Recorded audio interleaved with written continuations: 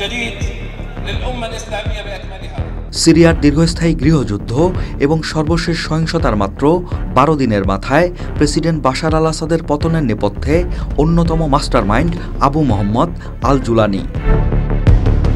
এইচটিএস-এর প্রধানের নেতা কেবল সামরিক অভিযানের পরিকল্পনা নয়, বরং বিদ্রোহী গোষ্ঠীগুলোর মধ্যে ঐক্য গড়ে তুলতেও দক্ষতা দেখিয়েছেন।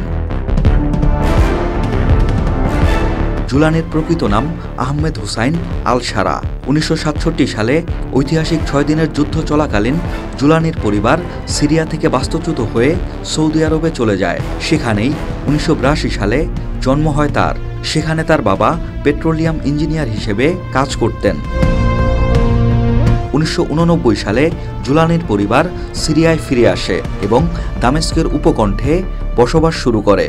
2003 সালে যুক্তরাষ্ট্র ইরাকে হামলা চালালে ওই সময় তিনি ইরাকে গিয়ে আল কায়েদায় যোগ দেন এবং মার্কিন বিরোধী প্রতিরোধ আন্দোলনে সক্রিয় অংশগ্রহণ করেন। 2006 সালে মার্কিন বাহিনী তাকে আটক করে এবং কারাবন্দী করে। 2011 সালে সিরিয়ার গৃহযুদ্ধ শুরুর সময় তিনি মুক্ত হন এবং তখন থেকেই সিরিয়ার বিদ্রোহী আন্দোলনের অন্যতম নেতা হিসেবে আবির্ভূত হন। এ সময় আসাদ সরকারের পতনে তুমুল আন্দোলন শুরু হয়। এ সুযোগে দেশটিতে আবু বকর আল বাগদাদি আল কায়েদার শাখা হিসেবে আল নুসরা ফ্রন্ট গড়ে তোলার দায়িত্ব দেন জুলানির হাতে। ওই গোষ্ঠীটি মূলত সিরিয়ার বিরোধী অঞ্চলে, বিশেষত ইদলিবে প্রভাব বিস্তার করে, যা তাকে এনে দেয় ব্যাপক পরিচিতি এবং ক্ষমতা।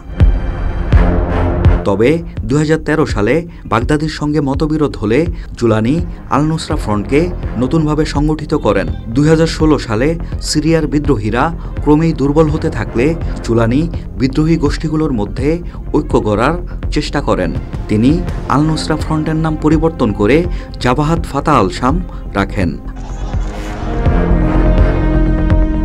আসাদ সরকারের পতন অভিযানে জুলানি ছিলেন মূল পরিকল্পনাকারী ও কৌশলবিদ। বিদ্রোহীরা প্রথমে আলেপ্পো এবং পরে হামা শহর দখল করে। এরপর 12 দিনের মধ্যেই তারা রাজধানী দামেস্কে প্রবেশ করে এবং আসাদের শাসনের অবসান ঘটে। এই পুরো অভিযানেই জুলানির নেতৃত্ব ছিল অত্যন্ত গুরুত্বপূর্ণ।